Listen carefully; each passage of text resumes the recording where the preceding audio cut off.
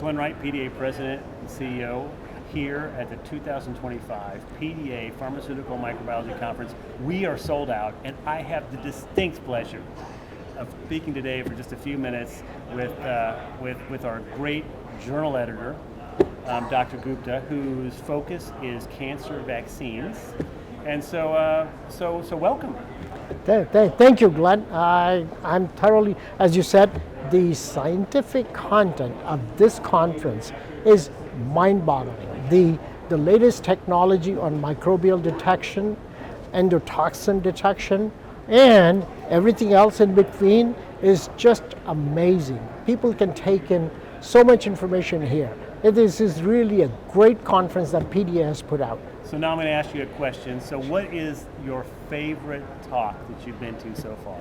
Oh, my favorite talk so far have been on the endotoxin detection, which I attended this morning, and there was a talk by a scientist from Pfizer, senior scientist, and she went over how they're taking recombinant cascade reagent and implementing this globally. You wouldn't get that kind of information anywhere else except for in PDA conference. Same way, there is this big issue associated with low endotoxin recovery. Yeah. And that is a big problem, as you know, in the cell and gene therapy products. And we do have an interest group which is dedicated to advanced therapeutic products, and that ATMP group handles some of these issues associated with LER. And won't you know it, even to this day, the TR 82 published by PDA is still the standard for endotoxin recovery. Fantastic. Now I've got another question for you. So, I really have enjoyed your guidance of the journal as a journal editor. And one of the things we did was we put posters in the journal. Can you talk to me a little bit about how that's going? So posters that we have that are really high quality here at the meetings, they somehow make it to the journal. Can you tell me about that and how that's going? Yeah, so as you know, we decided under your guidance to put the posters in our journal, and which is really a fantastic idea. It is going really well.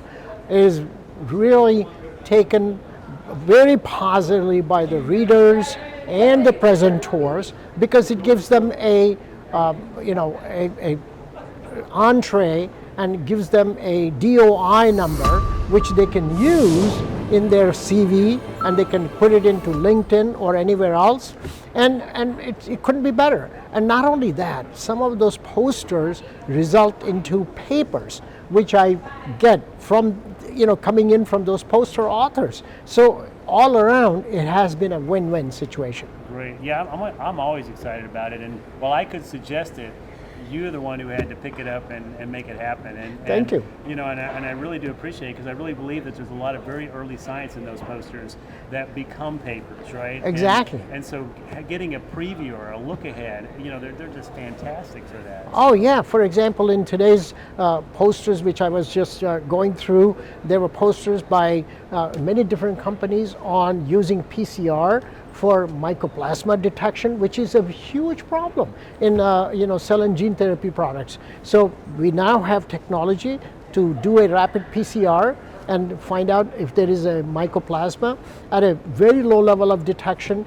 And same with the endotoxin, same with the environmental monitoring, speciating all of the microbiological contaminants or non-existence of contaminants. So PDA, as in general, covers everything, from regulatory science, sterility issues associated with making cell and gene therapy products, and we are making a great transition from the old sterilization technology, steam sterilization, all the way to now using something like a hydrogen peroxide vapors. And that is a huge transition. So PDA, is keeping up with the times, and we're really marching ahead into the new century. Well, fantastic. Well, hey, thanks for everything you do for PDA. This is a voluntary role you have as journal editor. can't thank you enough. It's so important, and thanks for taking a few minutes. Thank you.